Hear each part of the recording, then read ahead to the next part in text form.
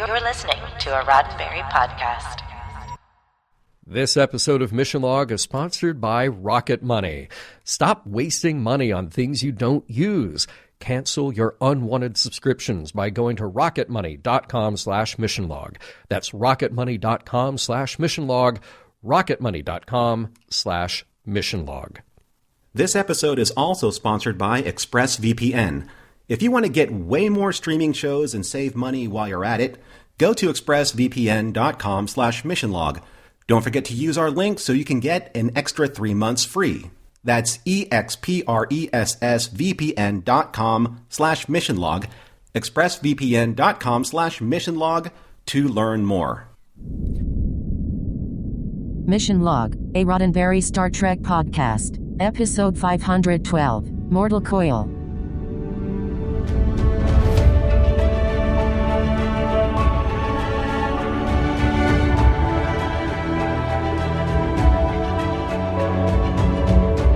Welcome into another episode of Mission Log, a Roddenberry Star Trek podcast. I'm John Champion. And I'm Norman Lau. Each week on Mission Log, we suffer the slings and arrows of outrageous podcasting by taking up arms against a sea of Star Trek and by examining, learn from them. This week, will Neelix shuffle off this mortal coil? And when he sleeps, will he, perchance, dream? John will return with trivia that will make cowards of us all, right after I tell all of you how to reach us. Mission Log is a conversation about Star Trek. Drop us a line at missionlog@roddenberry.com and join us on X, formerly known as Twitter, and Facebook at Mission Log Pod. While you're at it, leave us a review and a rating at Apple Podcasts or your favorite podcast platform. And please remember your comments could be used on Mission Log or engage on the Roddenberry YouTube channel. And now, here's John Champion with this week's trivia. All right, trivia for Mortal Coil. We have a script and story here credited to Brian Fuller, and of course we know who Brian is, but who we don't know is the original freelance writer who pitched a story concept about death and the immortal alien who is essentially pranking the crew. That was by an uncredited Kathy Hankison. But the Voyager production staff were interested in taking on a big topic like this, especially Brian, and at one point it was to be Samantha Wildman who was the subject of our story. Now, that draft took many dark turns until it was nixed, and Brannon Braga told Brian to refocus the story. So it became about Chakotay, in an experience that had him questioning his own beliefs, but that wasn't working out either. So it was Brannon and Joe Menosky who took what Brian had been hammering out and finally re-broke the story and scripted what we have here. Now, it was directed by Alan Croker, and Alan's name we just mentioned recently since he directed the first part of Year of Hell. And around the same time as this episode, he would have just come off directing Sacrifice of Angels in DS9's 6th season. And that title, well, we obviously already tipped our hat in the intro by referencing, and poorly, I might add, Hamlet's famous soliloquy in which he contemplates death and whether or not that will be a restful sleep, full of dreaming, or simply the end. And let's meet our guest stars. Well, there aren't too many. We are dealing with essentially a bottle show here, but we do have the return of Nancy Hauer as Samantha Wildman. But Samantha is joined by someone else this time around, Naomi Wildman, who has grown quite a bit in the time since we first saw her on screen. This time around, she is played by Brooke Stevens. Brooke's on-screen credits are pretty limited. Other than Voyager, she made an appearance on Touched by an Angel and 2 episodes of ER. This is the only time on Voyager we have seen Brooke, but her voice did make a short appearance uncredited earlier this season in the episode Nemesis. The character Naomi Wildman will return, though, so stay tuned. Hey, let's all climb into a shuttle and go do something spectacularly dangerous. What could possibly go wrong?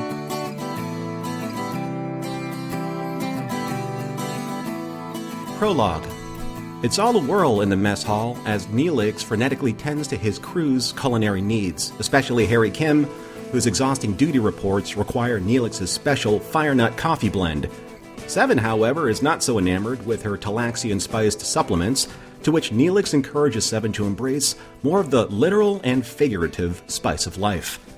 Suddenly, Chakotay appears with an enticing offer for Neelix, a chance to use his experience with protomatter to help extract a sample from a nearby nebula. However, Neelix puts Chakotay's offer on hold for the time being, as Ensign Wildman urgently calls him to assist in putting young Naomi Wildman to bed. Neelix clarifies Naomi's existence to Seven of Nine and his role as the child's godfather. In Ensign Wildman's quarters, Neelix, holding Naomi's hand, first sweeps the room for monsters and then soothes Naomi by sharing his enchanting tales of the Great Forest. After putting Naomi to bed and finding his containment canister, which puzzled Seven to no end, Neelix finally accompanies Chakotay and Tom on a shuttle to the nebula. In a tragic turn of events, Neelix is killed when a wayward energy bolt penetrates the shuttle as they attempt to harness a particle of the nebula's protomatter. Act 1. Tom refuses to give in to the reality of Neelix's death, but accepts that he has no other tricks up his sleeve to save his fallen friend.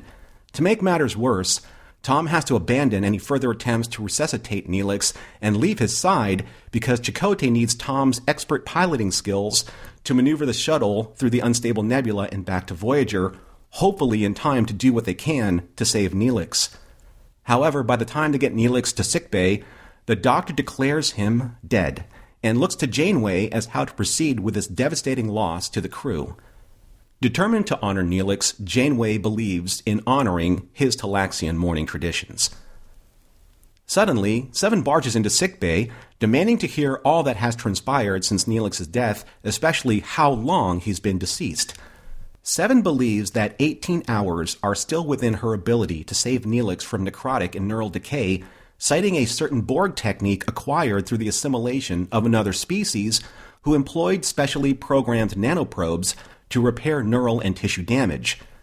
Proposing injecting her own nanoprobes into Neelix's body, Seven believes that she can revive him as the Borg would to any other biological drone. The Doctor is beside himself with objections, but Janeway, after weighing the implications of such a procedure, orders Seven to proceed. And after making the necessary adjustments for her nanoprobes to repair Talaxian physiology, the nanoprobes are administered and Neelix is resurrected, awakening in sickbay with no memory of his death, but feeling deep down inside that something is not quite as it should be. Act 2. Neelix grapples with the disbelief of his technological reincarnation as Borg nanoprobes course through his veins, continuing to repair his damaged tissue and neural pathways. After being medically cleared to return to his quarters, Neelix, accompanied by Captain Janeway, wants to help investigate his mission's failure and how he was killed. Also, Neelix remains resolute about organizing the Talaxian Festival of Prixin.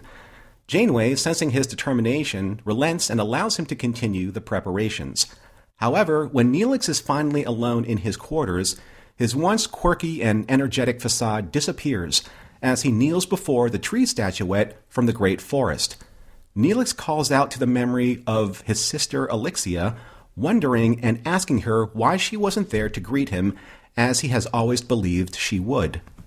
Elsewhere on the ship, Tuvok and Seven engage in a philosophical discussion on mortality. Seven views death as her Borg training dictates, as a natural biological function, but acknowledges her perpetual existence through the memories retained from the Borg collective. Tuvok retorts that this supposed immortality must be a relief, but Seven is unsure of his true meaning. Later in engineering, Chakotay, Tom, and B'Elanna are deep in their investigation regarding the protomatter mission failure that claimed Neelix's life. Chakotay believes he will find answers in his highly detailed holodeck simulation. Neelix ventures to the holodeck to help with Chakotay's investigation, but upon doing so, he comes face to face with a moment of his death. Pausing the program, Neelix confides in Chakotay about the absence of an afterlife, the Great Forest he held dear. A sympathetic Chakotay suggests he may have been pulled back too swiftly to experience it. But in the 18-hour span of his death, Neelix wasn't visited by any of his loved ones, as his belief promised, and begins to question the very foundation of his beliefs, and if he has been betrayed by the very hope those beliefs inspired. Act 3. The Talaxian celebration of Prixin is in full effect in Neelix's mess hall, as members of the crew, dressed in their finest off-duty attire, enjoy a brief respite to not only celebrate the meaning of Prixin, but Neelix's second lease on life.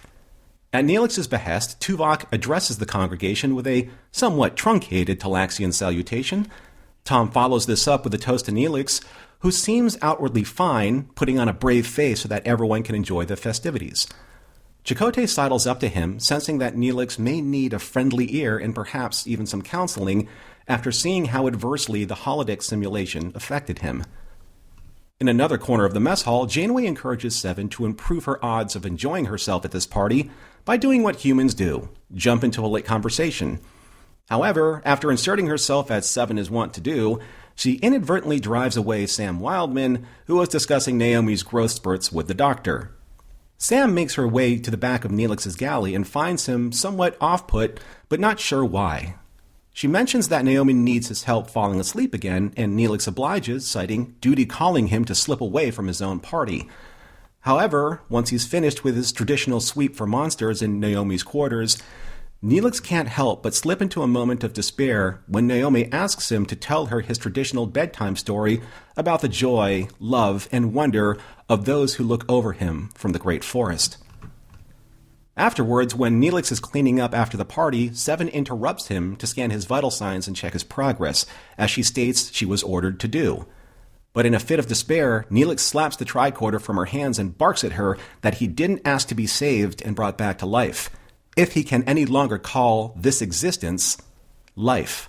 However, during his fit of rage, his nanoprobes begin to fail, and Seven quickly escorts him to sickbay. Act 4. The Doctor's prognosis is grim. Neelix's body is rejecting the nanoprobes, and the Doctor believes that Neelix may live with this condition, that is, to require routine nanoprobe infusions for the rest of his life. However, Neelix is driven by a need to know more, and takes Chakotay up on his offer to help him understand what is happening to his faith and spirituality through engaging in a vision quest. Chakotay instructs Neelix to prepare his medicine bundle, meaning he should gather several very personal objects that will ground him on his journey no matter where his visions may take him. Later in Neelix's quarters, all the preparations have been made and the medicine bundle is ready, complete with beads belonging to his sister Elixia, a flower from Kessa's garden, and the statue of the Talaxian guiding tree of the afterlife.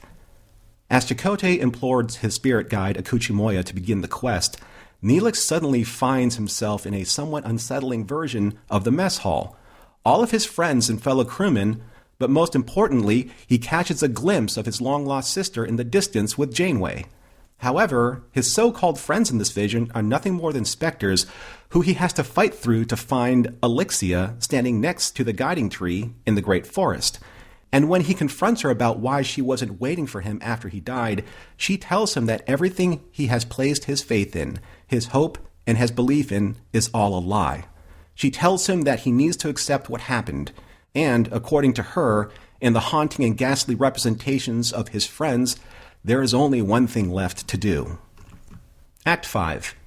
In Astrometrics, Neelix approaches Seven with heartfelt sincerity, apologizing for his earlier behavior towards her, and forgiving her for doing what she believed was right, saving his life. Before leaving, Neelix offers her a few words of advice, that she is now an important part of the crew, and that she will always be more than Borg. She is Seven, plain and simple. However, Seven senses there is a strangeness about his tone and his manner. Later in the mess hall, Chakotay confronts Neelix, wondering why he missed their meeting to further discuss and interpret the messages seen during his vision quest. Neelix claims that not only has he been too busy, but that he's made peace with his visions, something Chakotay warns Neelix not to dismiss too quickly, that it takes time for the messages to fully take shape. Neelix relents to meeting with Chakotay sometime later. And with that, Neelix finishes straightening up the mess hall, shuts off the lights, and leaves. In the privacy of his quarters, Neelix records a very personal log, containing what appears to be a very final goodbye to Voyager, and coded for a time-release delivery to Captain Janeway in 1 hour. Shortly after, Neelix attempts an illegal transport, which is blocked by Harry. Chakotay rushes to the transporter room and confronts a very distraught Neelix, who admits that he's trying to return to the nebula where he died. Neelix believes that this is his only way out to find any kind of peace, but Chakotay pleads with Neelix to reinterpret his vision quest differently. But Neelix doesn't see any way out until Samantha Wildman appears. Unaware of what Neelix is suffering, all Samantha asks of Neelix is to do the one thing that only he can do, put his goddaughter Naomi to sleep. And that realization was enough for Neelix to stand down and end his torment for now. Upon returning to Samantha's quarters, Neelix fulfills his duty to Naomi and finds new purpose in her dreams of the Great Forest, where she now escapes to find her comfort and solace, knowing that those in the tree are watching over her. The end. Well done, Norman. Heavy stuff, and I look forward to the conversation that comes up today. But as we do, got to have a little fun with it first. And I'm just going to say, Sure. like, if I was hanging out in the mess hall, on the surface of it, anything called a fire nut blend sounds dangerous and something I probably do not want to drink or get anywhere near my body. Yeah. I love how coffee is like this universal element that ties not only like the fantasy world building of the show together, but the fantasy and our reality together, because coffee's just important today as it will be 300 years from now. That's such a good point, because like Picard had his tea, and in DS9 you had Raktajino, which you can kind of, you make the leap, you automatically connect it. But I think in this, you don't need another alien name for something. This is coffee. Like we all get it. We all love coffee. I guess we need it. Fire nut is alien enough. This fire nut is going to crack me up every time. Fire nut. That sounds like a Beavis and Butthead thing. And by the way, Neelix is the onboard expert in protomatter, which is pretty amazing. I mean, I'm thinking back to, a rambunctious group of scientists on Regular One dealing with protomatter and how that was challenge that they face. And here's Neelix just like, oh, yeah, I know about the stuff. I've dealt with that. Yeah, let me get a Dixie cup and I'll go scoop some out. I'll go get it for you. I know this is obviously Neelix's story, but you would think if this was real that, I don't know, Chakotay would go to the one species on his ship that may have dealt with protomatter before and the harnessing of it. And has like a vast scientific knowledge of thousands of species. Yeah. Yeah, just one of those things. May help out a little bit. And speaking of Seven, great scene. She has so many good scenes in this, and a great moment of dealing with something as foreign as food that has flavor. But then I was just sort of like, whiplash. Somebody mentioned Naomi Wildman. And I was like, what? And I kept thinking, where has she been all this time during like Year of Hell and other stuff and getting so big, which thank goodness they referenced that. But yeah.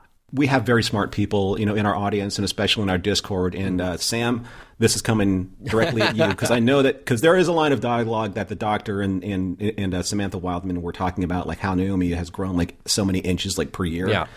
So do the math, Sam, and get back to us. You will. Right. I thought that Seven's ambush in Neelix's back galley was funny, but is that where she eats? I mean, that's not where she eats, right?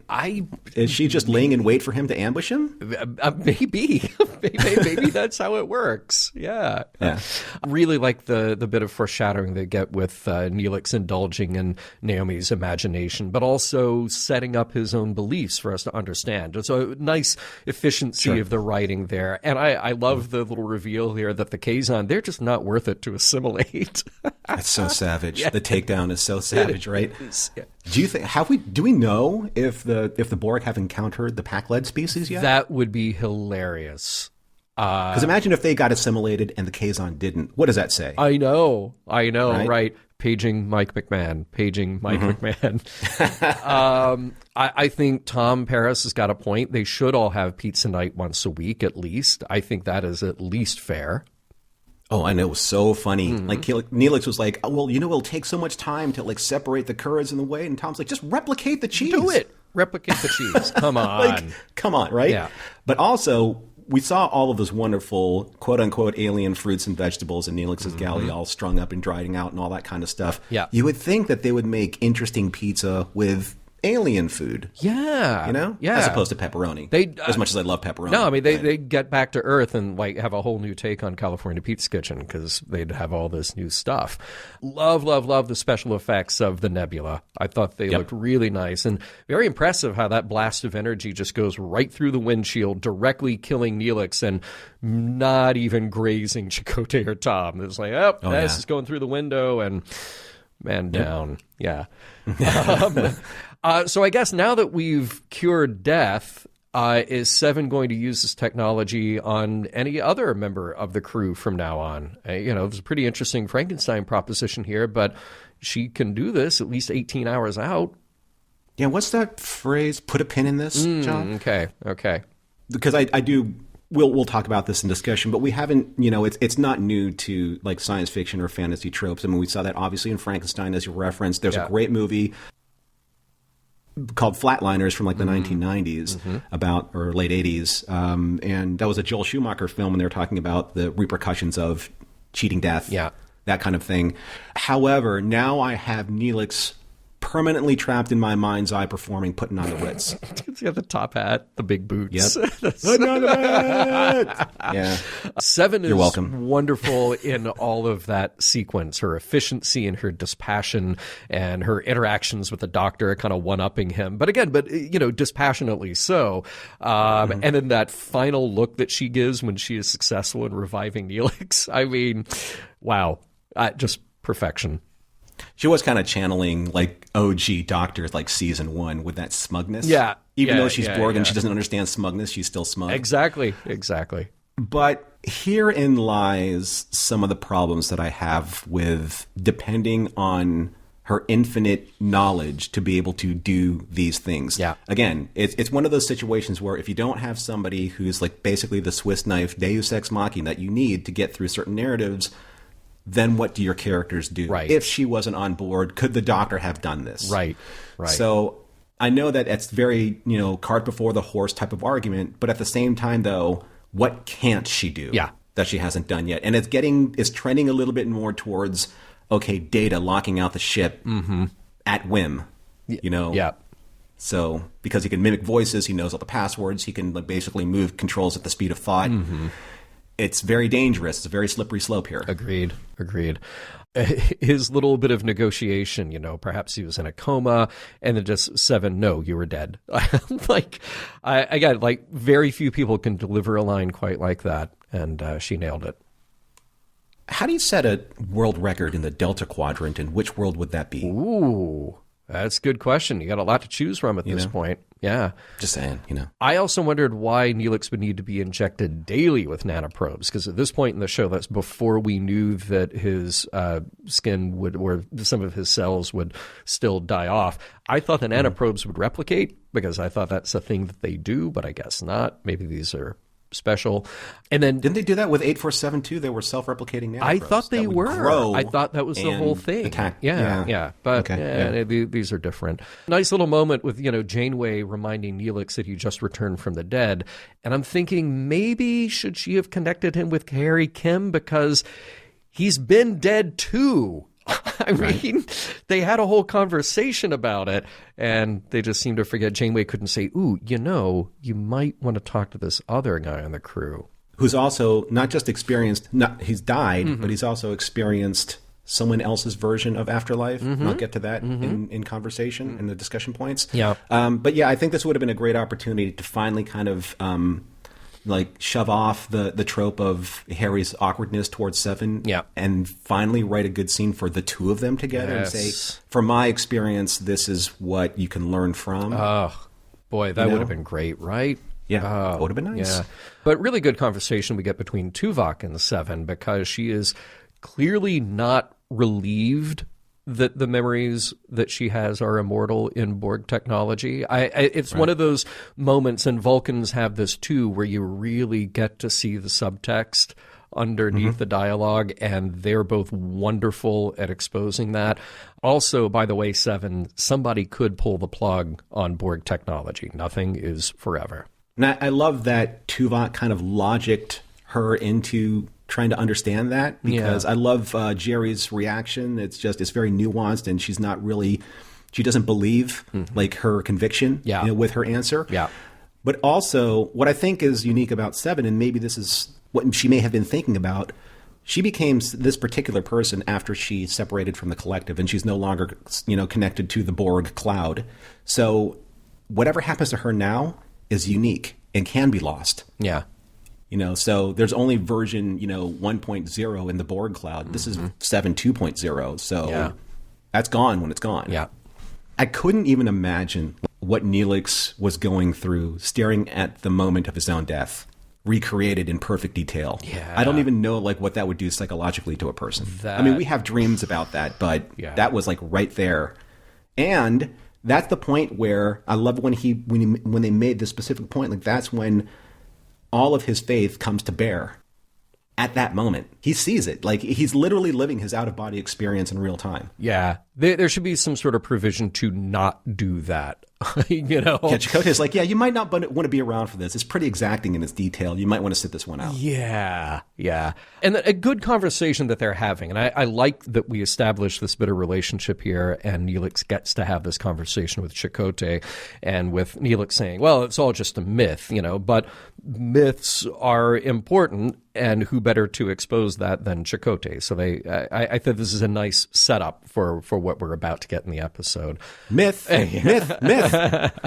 Yes. There was a funny bit with the family list that Tuvok is reading. Nicely done. Yeah. And I also love the casual attire, the off-duty attire in this. They're good at this. Yeah. Yeah. It didn't start so well in the earlier seasons, but now there's some sharp-looking couture happening here. Better believe it. And then when the computer is asked to play some music, it's like a weird light jazz version of something Star Trek-y. I kept going back and re-listening. What are they referencing other Trek? But it's pretty jazzy.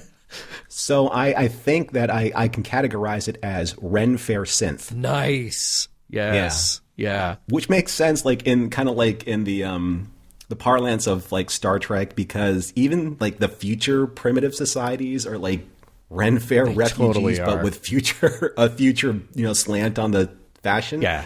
So it kind of fits. It's where these writers are hanging out, on their weekends off. Yeah. I love Alan Croker's use of POV in Neelix's reaction to the toast. It gives you that fisheye lens feeling of that kind of mental instability that Neelix is kind of challenged with right now. He doesn't know exactly, everything's just kind of muffled and muddled, and off balance. And I thought that was really well done. Yes. Again, we keep pointing out how good Seven is here, and the very thought of her having fun, no. Just perfect. And you need bits of comedy like that aren't hitting you over the head. You need those in an episode that's this heavy. So, and those are well sprinkled throughout. I know that wasn't played for comedy, but when Sam Wildman goes back to see Neelix about Naomi, and Neelix has a tray of hors d'oeuvres, he flips that tray. Johnny flips that tray so fast to show how nervous and how anxious he is. Yes. Yeah. It's a dramatic scene, but his timing is so good. They act so well together. Yeah. And, of course, the return of Akuna. Akuna Matata, everybody. Yeah. And to quote our very own Earl Green, and Akuchamoya, y'all. That's it. And I'm just going to come out and editorialize here a little bit that Neelix's Vision Quest is a pretty good argument that the whole Akuna spirit journey is literally just whatever is already in your head. So, yeah. Look, I'm not saying that there is not a utility to that, because I think there is. But it's no. You have all the stuff there. You have all your gear, and you have a focal point, and that's fine. And then you hook up the machine. But basically, this is all the stuff that's already rattling around. I'm not convinced that there's something from outside coming in and influencing you. But this may be a different argument for a different episode. Do we even know, did we have a replicator pattern for the medicine bundle assigned to the replicator? There must be. Right? We've talked about that before. Yeah. Because this is the first time that Chakotay needed a new bundle. Yeah. I know that I've been criticized about being a little heavy on Voyager, but I will say this. When I think that Voyager is at its best, I will give all the praise to it. And there's a scene in this episode where it is just so, layered and profound. And it's in the mess hall when Seven's scanning Neelix about his nanoprobes, and Seven says, "You need the nanoprobes to live." And Neelix says, "Live? Oh, is that what I'm doing right now? Living? Because I'm beginning to wonder." And Seven says, "By most definitions, you are alive." And Neelix says, "Well, part of me isn't alive." And Seven says, "Which part are you referring to?" Just like the two like different tracks that their mentalities are on. Yes. And the way that they play those lines is perfection. It's just sheer perfection. Yeah. In that, what is it? 1, 2, 3. Yeah, 5 lines.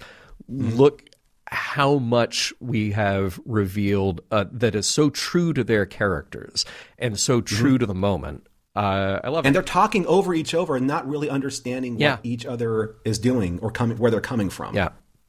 It's incredible. Yeah. Continuing on from many great Neelix interactions, poor Neelix, he can't even apologize to Seven.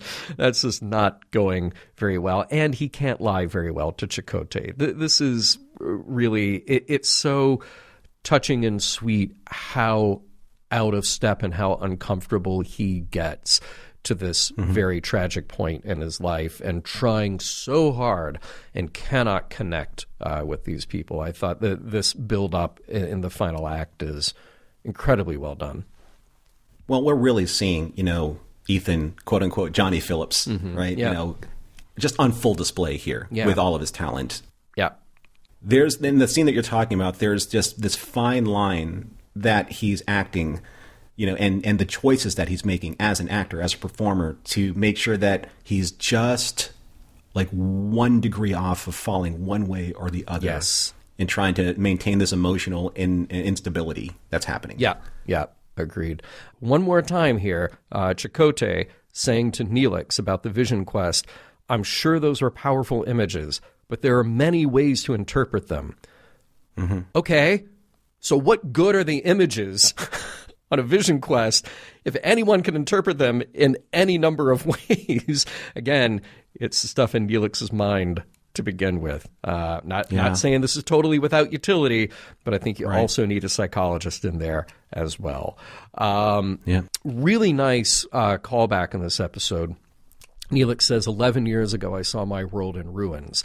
Call back to the Talaxians being at war, and remember Neelix sitting out that war in another layer of tragedy and compromise in his character. Very powerful stuff. See the episode Jetrel, which we reviewed and quite liked quite a bit. Yeah, and you could actually, if you wanted to do this as like a marketer, you could package Jetrel and this episode, maybe with like 1 or 2, and do like a really wonderful Neelix arc. I agree. I absolutely agree. And then as we approach the very end here, Chakotay can't help it but to throw a little shade at our resident Borg again. He's talking about Seven, and then he says to Neelix, "Even our Borg understands how important you are." Like, wow, Chakotay, setting that bar pretty low, aren't you?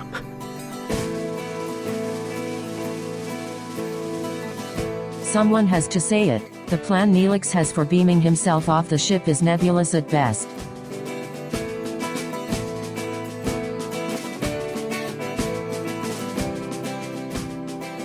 We'll get right back to Mortal Coil after a word from this week's sponsors. Hey, I think that, no matter what time of year, but maybe especially this time of year, we all think about maybe saving money, maybe cutting back on expenses a little bit. I can tell you that my rent just went up, and I'm like, oh, hey, what can I cut out to make a little bit of a dent in that? For example, if you look at the amount of money that you spend on streaming services every month, add them up. Disney, Netflix, Amazon Prime, Paramount, etc., you name it. You probably spend a lot on those places. But what if I told you that since starting to use ExpressVPN, you can probably cut back on some of those streaming services and then save a bit more money every month? Let Norman explain, shall you? Okay, so all of these streaming services like Netflix, like you mentioned, John, they actually have thousands of more shows than you think. You think you can scroll through it all. You're not even like hitting the tip of the iceberg. You just don't see them all because they give you different shows depending on your country. right? Not depending on the service, depending on your country. So what you see on Netflix, say, domestically here where we are, is completely different to what, say, someone sees in Italy or South Korea or elsewhere, because remember, it's dependent on the country. Yeah, or North Korea, for sure. I think a very different lineup there. Yeah. There's also that. But using the ExpressVPN app, you can change your online location. ExpressVPN has over 90 countries to choose from. So every time I run out of stuff to watch, well, I just switch to another country and then boom, unlock all these new shows. So right now, I've actually been doing my old favorite, which is logging back into the BBC app, because it's very nice to be able to switch my location to Docklands or to London and say, like, oh, hey, here's where I am. I'm going to switch over to BBC and catch some of the end of the year festivities that we're showing over there. Literally one button to change the country code, refresh the page, and there they are. And then what you don't have to do is pay a whole lot of extra money for the streaming services that you're not watching. It's also juggling all the apps is kind of very confusing. You know, you leave your app open, it drains your phone battery, drains your tablet battery, what have you. What you were saying on top of that, I can even use ExpressVPN to get discounts, because we all like to save money, especially now, right? We do. And we were just talking about that. Some services cost less in other countries. For example, if you buy Netflix from, say, Argentina, it costs less than elsewhere. So that's money savings, and that's what we like. And at less than $7 a month, ExpressVPN pays for itself, and so much more. So it's kind of a no-brainer. If you want to get way more shows and save money all at the same time, go to expressvpn.com/missionlog, and don't forget to use our link so you can get 3 extra months free. That's expressvpn.com/missionlog, expressvpn.com/missionlog to learn more. You know, Norman, it's so coincidental that we're just talking about saving money because maybe you and I and other people in our audience feel like money, you open up your wallet and just money goes flying out and you have no control over it whatsoever. It's like, wait, how did I just spend that when I just spent that? It doesn't make any sense. And maybe you have no idea where it's going. Well, speak of the devil, how about subscriptions? Because think about it. Okay, we talked about subscription services, streaming services, right? Let's add on some others like fitness apps, delivery services, parenting apps. So many of them, it is endless. And we just sign up for stuff willy-nilly, and before you know it, you're getting hit with fee after fee after fee. I'm guilty of this. So how about doing what I did, and you log into Rocket Money to help find what subscriptions you're actually spending money on? It is very eye-opening because then what you get to do is you get to cancel the ones that you don't want anymore, especially ones you just forgot about and they're sucking money out of your account. Now, if I ask you, Norman, or if I asked anyone in our audience, hey, how much are you spending on subscriptions? And by the way, how many subscriptions do you have? Do you think you'd be able to sit down and just like list them out for me? Do you think you'd be able to tell me what they are and how much they cost? Because I guarantee you that you couldn't. And when you compared it to the real number, you'd probably be shocked, I say, at what the actual number is. Well, here's kind of like a realistic scenario that I think a lot of us have maybe gone through during the course of the holidays. You're visiting relatives or friends. You want to watch something. They don't have a certain subscription. You already have it at home. And then you have another email address, and then you can get another subscription. Now you have a subscription to the same service that you're paying redundancies on. This is why you need Rocket Money, because Rocket Money is a personal finance app that finds and cancels these unwanted subscriptions. It helps you monitor your spending, and it helps you lower your bills. Sometimes we can't step away from the moment. We can't step away from the dust settling after all of the aftermath of spending has happened. We need help. We all need something to look out for us. And who doesn't like to save money? I can see all of my subscriptions in one place at Rocket Money. If I see something I don't want, I can cancel it with a tap. That's what apps do, or at least the ones that help you save money. I never have to get on the phone with customer service, which is always nice because sometimes it's just your infinite loop of waiting for customer service. Rocket Money will even try to get you a refund for the last couple of months of wasted money and negotiate to lower your bills for you by up to 20%. All you have to do is take a picture of your bill, and Rocket Money takes care of the rest. And that's right, Rocket Money has over 5 million users and has helped save its members an average of $720 a year, with over $500 million in canceled subscriptions. I mean, look, I would take even lower than that average, because that is a pretty hefty savings every year. $720. That's a lot of money. That is a lot of money, yeah. Don't waste that money. Stop wasting your money on things you don't use. Save $720, a year on average. Cancel those unwanted subscriptions by going to rocketmoney.com/missionlog. That's rocketmoney.com/missionlog. rocketmoney.com/missionlog.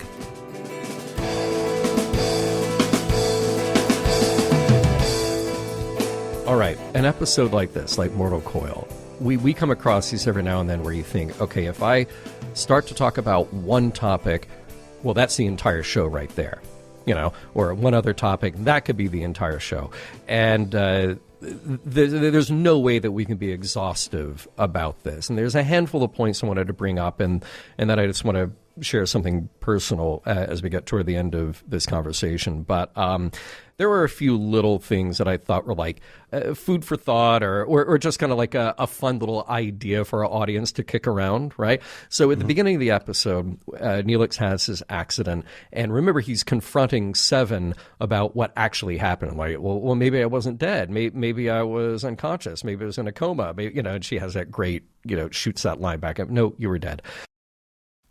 Neelix was dead, but if we're playing that semantic game, and why not?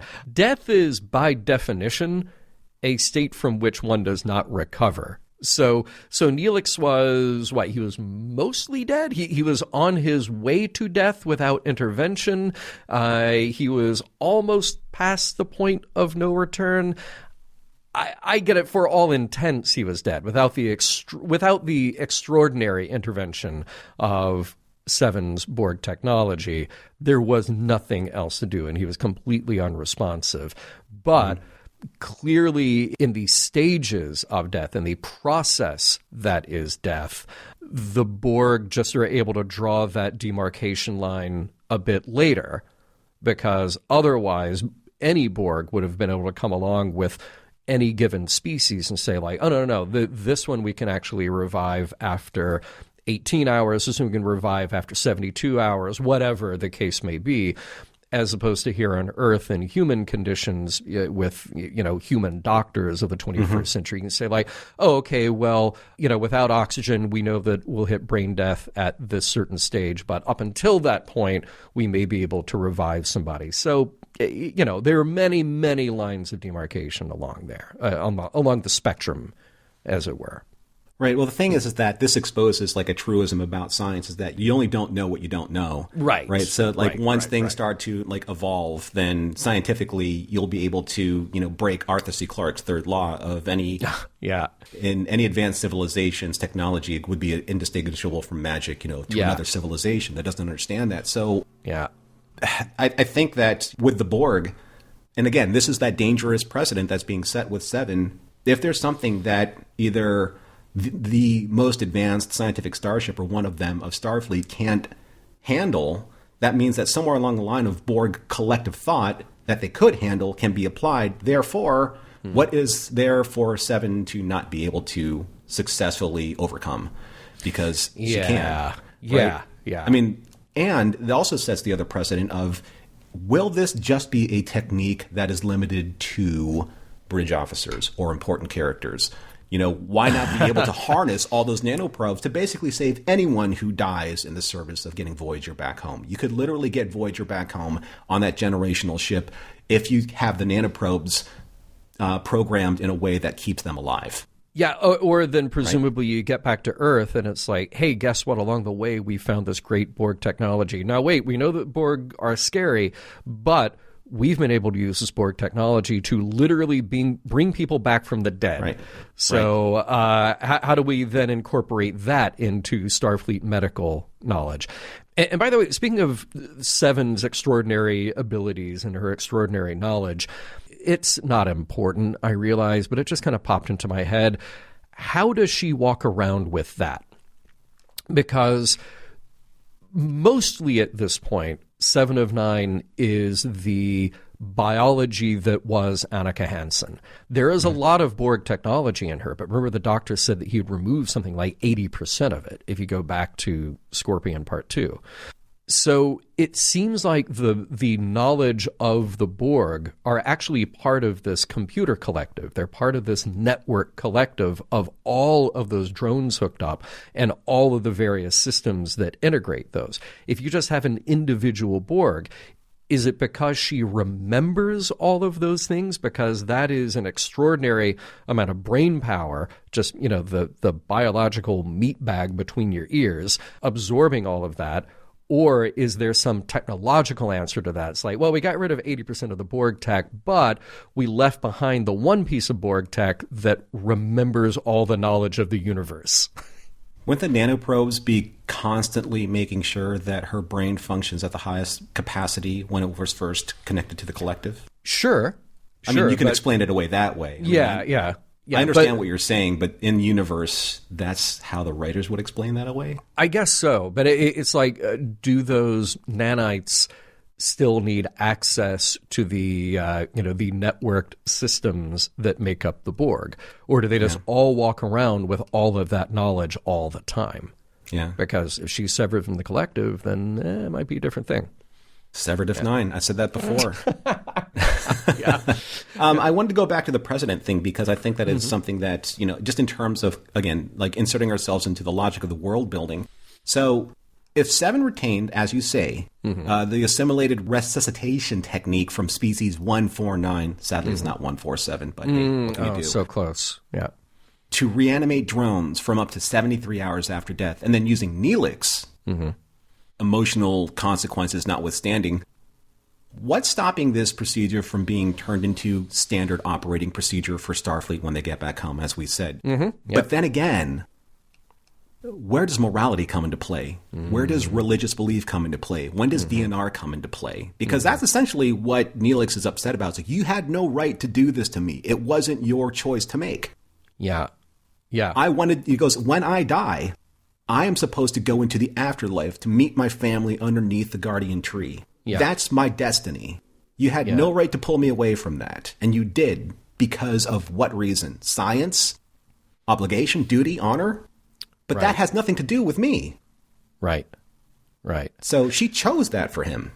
She did. And asking a question about a DNR or something like that, it becomes this weird sliding scale, like where from our perspective, we can only see it as what humans now are reasonably expected to survive or not survive. And you say, okay, well, that person is beyond that point. But if you introduce this other technology into it and say, okay, well, the DNR or the individual's wishes still hold. However, here's this new thing that says, no, we can keep you going for longer. And without that patient's consent, what good is that? Is that ethical, what she chooses to do? It is interesting to me that Janeway is the only one who considers that ethical implication for just a moment, but it really is just a moment. And it was one of those situations, well, Captain, you have to make a decision now. Okay, let me think about it. Do it. Yeah. That was pretty much all that we got. It's interesting that you say that, because one of these kind of weird esoteric ideas that was awakened in me in watching this one again was I've always been intrigued that for quite a while now, there are people who chase down immortality through like cryogenics or some other method of life extension. And yes, the current trend right now is these billionaires who are doing all kinds of extreme medical and fitness practices while they are alive to try to keep their bodies in as optimal shape as they can. It's all very interesting. It is a rich person's game. It is an obsessed person's game. But there are people before this stage who have done cryogenics. What was the big company? Alcor for a while. And of course, there are all kinds of tragic stories you hear about that as well, and all kinds of reasons scientists say, like, no, this probably can't happen.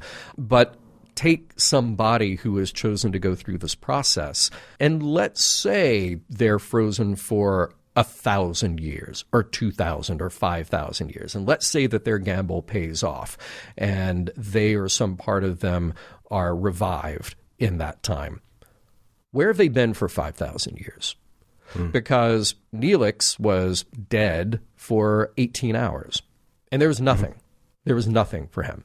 So align that with whatever faith tradition you have. If that body is frozen with all biological functions ceased for 5,000 years, are they dead?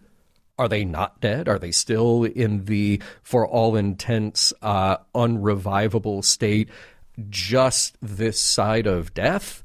That kind of made, it sort of raised these questions in me that Neelix has. I wondered, like, okay, so for 5,000 years, is your soul visiting the afterlife? In Neelix's case, it's in the Great Forest, and then 5,000 years later, some scientist is there busy reviving your frozen brain, and you say, oh, sorry, I got to go because I'm due back in my meat brain now. So too bad, guys.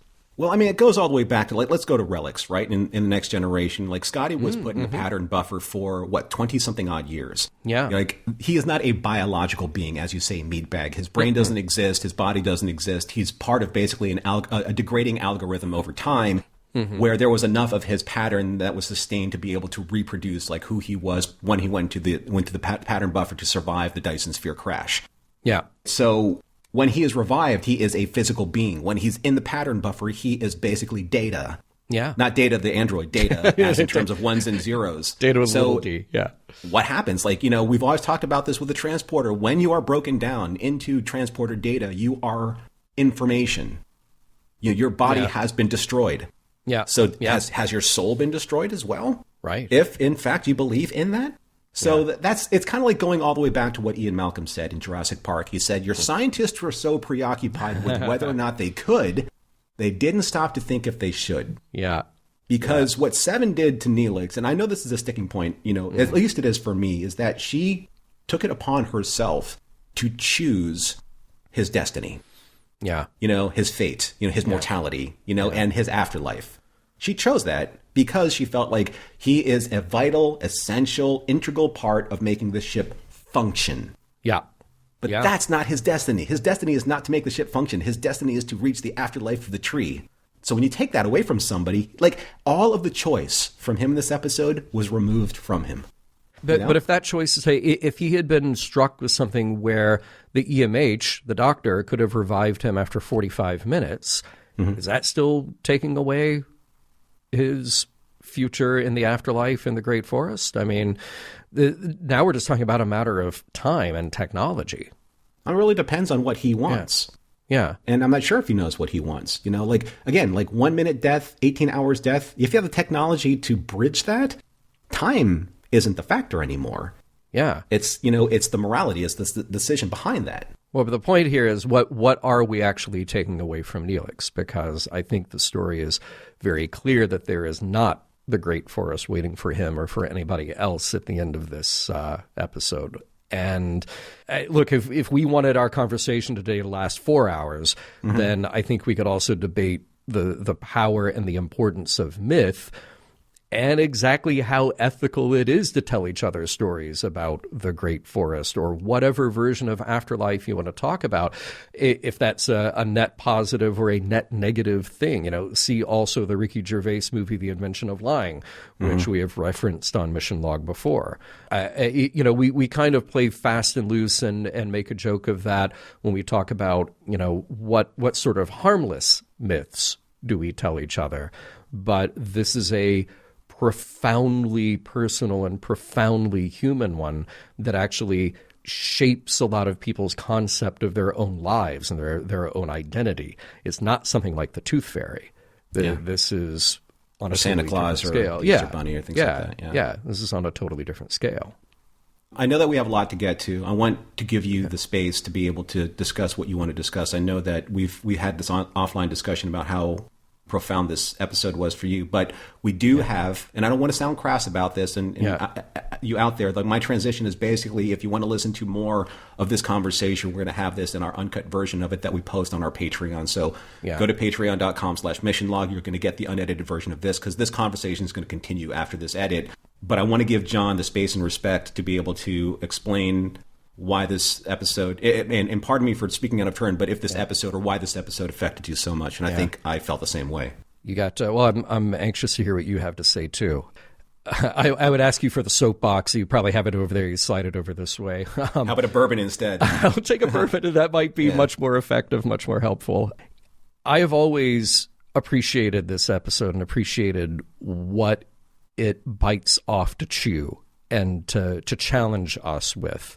And this is the stage in the show where there are a lot of people who are going to hear me say this and they want to turn off the podcast, or they want to argue with me, or they want to send me an email or whatever. But I need to get this out, which is something that I've said many, many times before, which is that since my late 20s, I'm a non-believer. I'm for lack of better terms, I'm an atheist. I do not have supernatural beliefs about a God or an afterlife or whatever. And I say that not because I'm starting a debate with you, not because I feel like I'm right and you're wrong. The opposite could very well be true. I say that only because I need you and our audience to understand where I'm coming from, because that helps inform my perspective on this episode and many other episodes that we talk about. Different show with different hosts would have a different point of view, but this is mine. This episode hit me all over again. I think we all have a natural fear of death.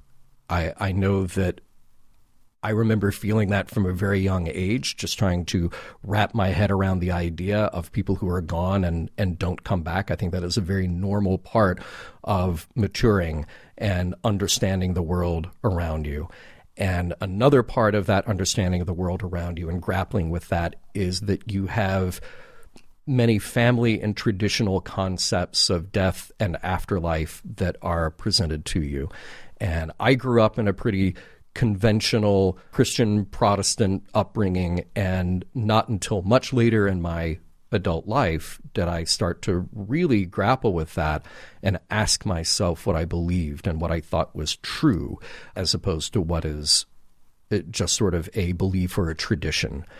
In that path of mine, realizing that I no longer had those beliefs, realizing that I no longer fit in those traditions, one of the hardest things for me to let go of, the thing that really, I didn't wake up one morning and just go like, oh, I guess I don't believe in God anymore. It was not like, we're talking about years of grappling with this, years of thinking through these ideas.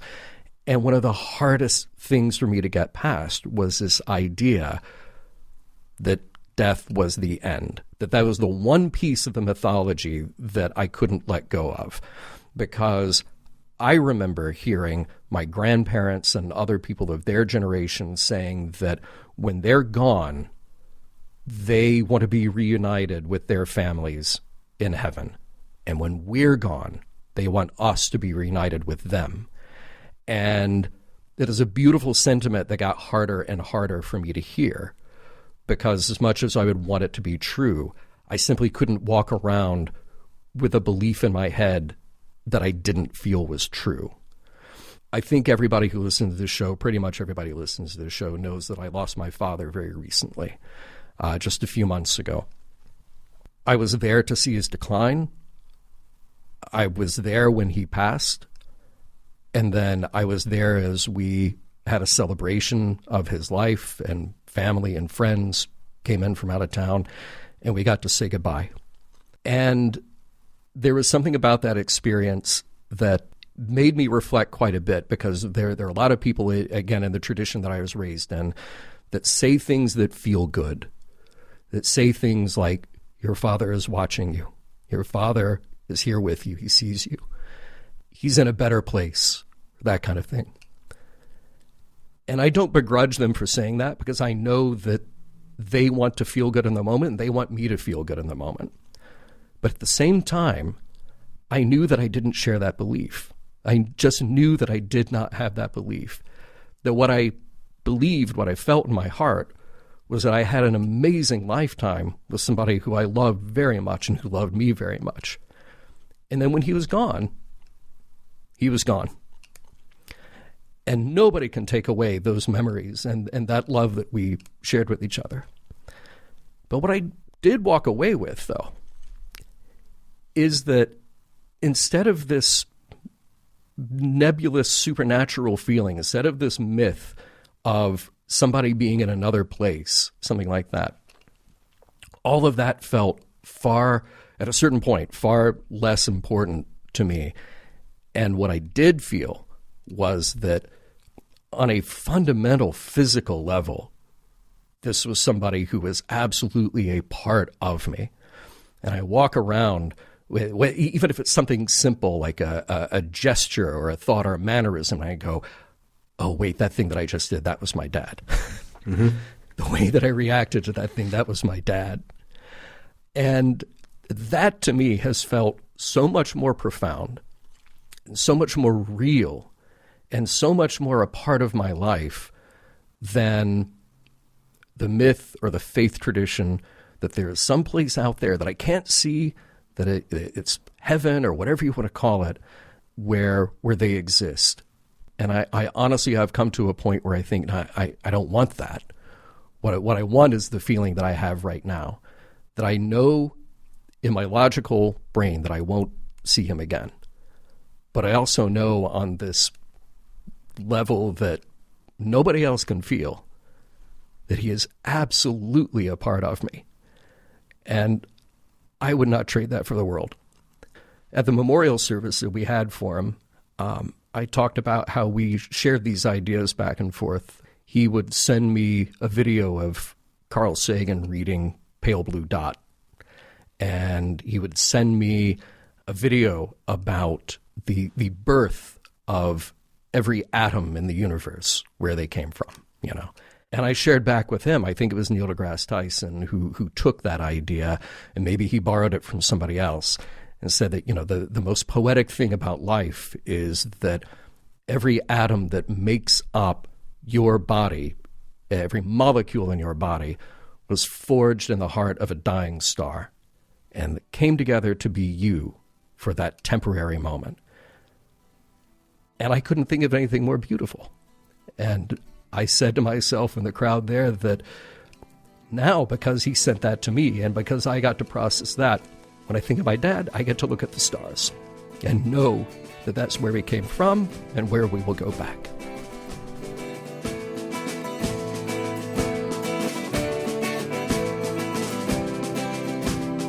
Help wanted. Someone please just take one for the team, pull some Neelix whiskers, and make him happy to be alive again.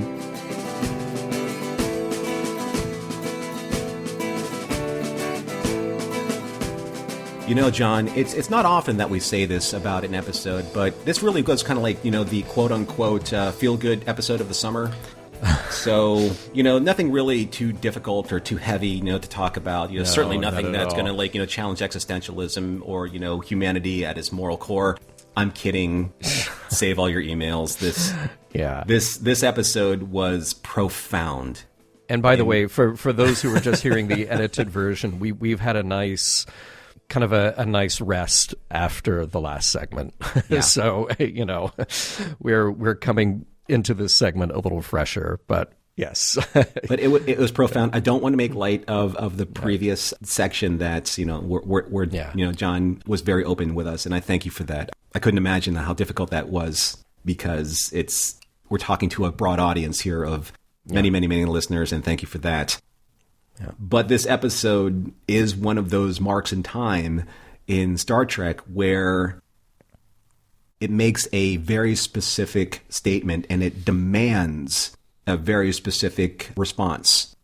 At the end of all of these episodes, as we do on Mission Log, we look at whether or not this episode holds up and withstand the tests of time, and were we able to find any morals or meanings or messages in the episode, therein in the episode. Mm-hmm.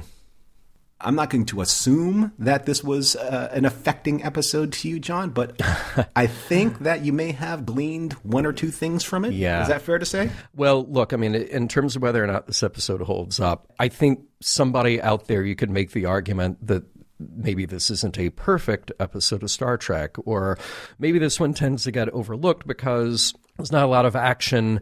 It's not even about one of our hero characters, really. Neelix has kind of gone up and down in terms of the amount of focus that he's been given. But I can't help but love this episode, at least in part that in the span of a single 1990s TV episode, this took on perhaps the most profound question that we can possibly ask ourselves as human beings. It's not an episode that leaves you with an easy answer or a feel-good bow tied on it at the end, and it shouldn't. At the same time, it also doesn't end in like a maudlin or tragic way. It just is. This character has been through this terrible thing and now has to find a new way to live his life. And I think that's what's so good about it. It just allows us to inhabit Neelix's very relatable existential crisis and then see what we can learn from it.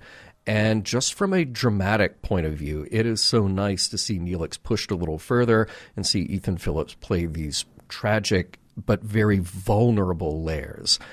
This was a bold script then, and it is now. And it touches me very deeply, and I want everyone to watch it. And you don't need to come away from it with answers necessarily, but I do think that we all need to ponder the questions. And how about you, Norman? Well, I mean, this is an incredibly powerful and complex episode and worthy of being put on that top shelf of what I believe science fiction stories, and especially Star Trek stories, should be about, right? Capital should. Yeah. Examining the human condition, right? Yeah. And like you said, yes, even though Neelix isn't human, he's not our main character, right? Being able to explore our humanity through the lens of the alien analogy, I mean, that's stereotypical, that's standard Star Trek, right? For all intents and purposes. Mm-hmm. Neelix, though, looking at his story and his belief system, this is how we give ourselves the distance and perspective to analyze and understand his plight, and how it relates so closely to us, right? And in this episode, I mean, how many layers of Neelix's tragedy have applied to many of us over the course of our own life experience, right? And I think that that's where Star Trek is at its most successful, is when we can see that even in the life experience and morality and belief system of an alien species, where it directly relates to us. I think that's why this episode is so important, because it's the kind of story that affects you differently over time. Yes. Now, if I saw this, like I didn't see this when it first came out. If I saw this in my 20s, it would have been like, okay, this is an interesting episode. It's very Star Trek, science fiction, blah, blah, blah. Mm-hmm. Right? But when you're older, when you have experienced certain changes and tragedies in your own life that challenge who you are and what you believe, when you watch an episode like this, it evokes the emotional response that we discussed, especially, with your discussion point previously. And emotionally, it's a very affecting, challenging, and personal thing. Like it affects everyone differently when you watch this episode, especially fathers and sons. There are only a handful of episodes, and only one really in particular that I can bring up that is just as profound, and that's Deep Space Nine's The Visitor. Yeah. I think that goes hand in hand with an episode like this. They're very good on the shelf together. I have to give so much credit to Ethan Phillips. Yes. Ethan, quote unquote, Johnny Phillips in this episode. It was incredible. It's unfortunate that we don't see enough of this in Neelix, right? We saw this probably the last time, this quality of acting and this strength and this vulnerability and just his whole spectrum of nuance in his performance, on display in Jetrel, as you mentioned earlier, right? And this kind of bookends Jetrel because we talked about how Alexia and his family were they were killed in that 11 years ago in the war. Mm-hmm. But I also want to give praise to Robert Beltran in this episode. Now, I know how people feel about him outside, especially in his behavior and conventions. I understand that. But I'm talking about the relativity of his performance in this episode. I felt that this was Chakotay back in form. Yeah. Regardless of what you believe or how you feel about Jamake Hightower's influence on the Chakotay character. Because, that's been talked about ad nauseum. We don't have to go there. What he did for Neelix in this episode, though, was tap into that what if spirituality portion of the narrative. Where do I go from here? Neelix sought him out. It's not that Chakotay pushed his belief system on Neelix. And in doing so, he gave Neelix the opportunity to understand what happened or try to interpret the direction he needs to move forward. And I thought that Beltran really played the sensitivity of Chakotay being that quote-unquote gentle man that he talked himself about or described himself before earlier, with the Kazon child, in that same manner. And it's nice to see him return to form in that way, because we don't get a lot of that out of Chakotay anymore. And I think that's a shame. Yeah. So I think that it's not a novel idea of what we saw in this episode. We've seen this in, probably ad nauseum in series like Highlander, for example, where immortals look at their own mortality in a race of beings that live forever. But what does it mean? How do the choices affect your life and the life of the people around you? Yeah. And I think that was handled very responsibly in this episode. Agreed. So let's talk about morals, meanings, messages. Oh, you found one? I mean, I thought you so aptly put it that this is an episode that you will be affected by in different ways depending on when you watch it and through what perspective, through what eyes you watch it. And I think we can all appreciate, as I did the first time I saw it, that here's Star Trek being deep, here's Star Trek taking on the fundamental existential question: where do we go when we die? What if that doesn't exist? Who are we then if that isn't promised to us? And then seeing it later in life after going through personal experiences, it becomes something else again. It rattles all that up again, but in a much more personal kind of way. And you really affected me at just playing it back in my head, hearing you read the words about the very end of the episode where Neelix is talked down from his rash decision in the transporter room to then getting him back in front of Naomi and kind of finding a sense of love and family and purpose there. I think that's such a touching scene. It's so nice. And I think that speaks very greatly to the heart, the central message of this episode. Because we get a taste of it at the end. But I kept thinking, there's a scene or two, or maybe several scenes that come after that we don't get to see as the audience. Those are the ones we get to fill in our heads. And those are the scenes that get us from the Neelix at the end of this episode to the Neelix at the beginning of the next one, or the one that comes after that, or even a couple of years after that. And those are the scenes, those are the moments that I want everyone to think about. Because Neelix was walking around with this idea that informed his sense of who he was and what his place in the universe was and where he would go at the end of his life. And if you had to consider for a moment that your belief in your spirit or your soul or an afterlife, whatever it is, wasn't true, what would that do to you? If you had to entertain that even for a second, and then maybe on the next day, 2 seconds, and then a few more, and then so many more that you're really grappling with the idea that there isn't something else at the end of your life, then where does that get you next week or the next week after that or a couple of years after that in all of those missing scenes that we don't get to see here with Neelix? So who do you become? And how do you spend your time? And how do you prioritize what's important? And maybe it's not that much different than it is right now. But it's likely that you take just a second longer to appreciate the preciousness of the life that you've got, the only one that is promised to you right now. So I went through that journey, and it was incredibly hard. But then I realized that it was also a gift. One of my favorite quotations I have ever heard anywhere was from an interview with one of the scientists who mapped the human genome. And the interviewer asked him, what is the meaning of life after accomplishing this incredible task? And he said, life has no meaning. Lives have meaning. And that struck me as a core part of my philosophy ever since I read it. And I picture Neelix wrestling this over in his head, realizing that he has so much to live for, that meaning and purpose and love all come from the people in your life, the bonds that you create and the good works that you do with them. And there isn't an answer out there that gives it all meaning. It's in here that he now gets the opportunity to make it his own. This is a new lease on life, and I hope he embraces it, as should we all. Thank you, John. That was beautifully said. It reminds me of the quote from Gladiators, "All men die, not all men truly live." Yeah. And I don't want to sound, quippish about that, but No, I love that. Yeah.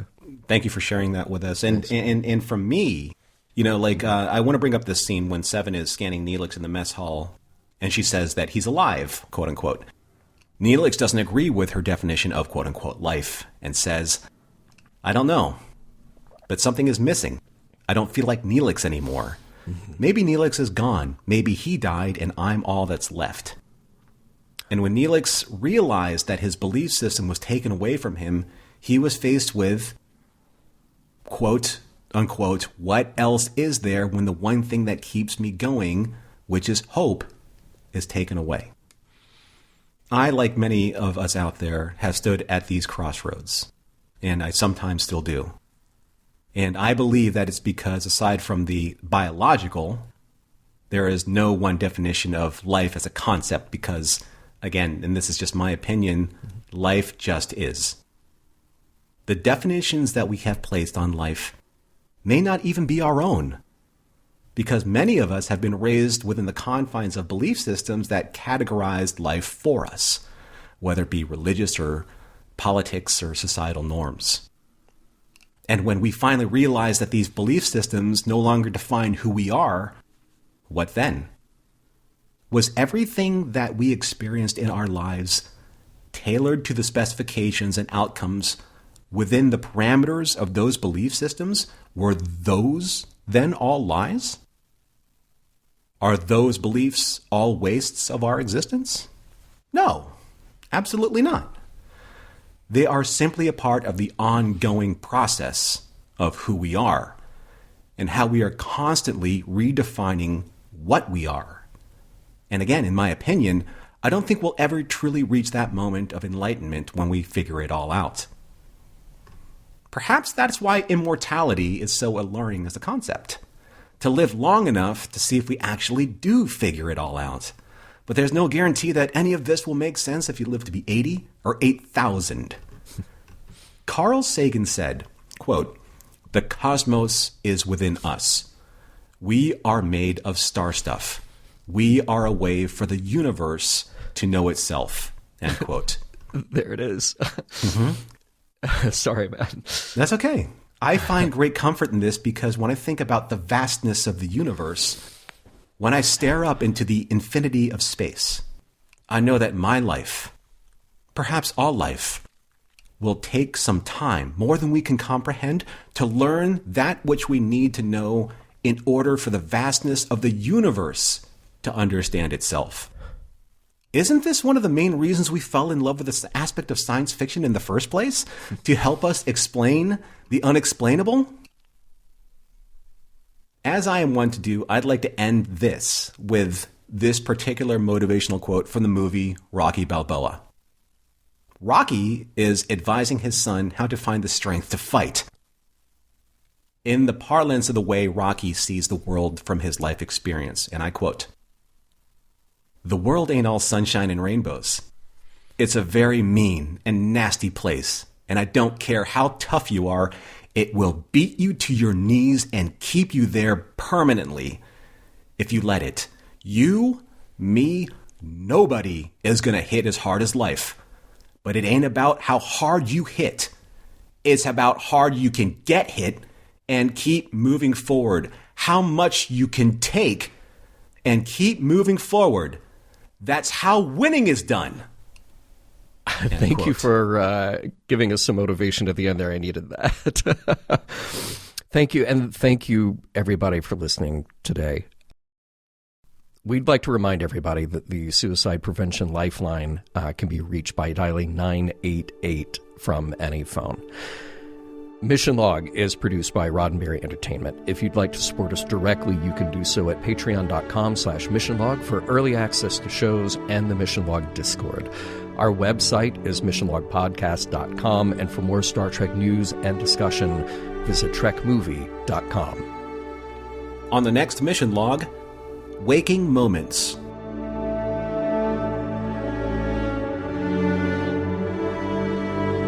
Some of the music for Mission Log provided by Warp 11, online at warp11.com.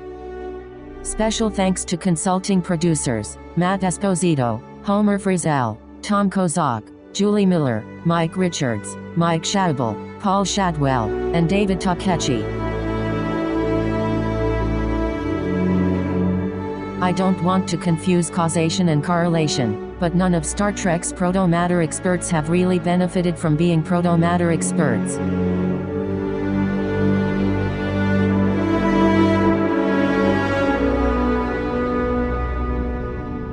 End transmission.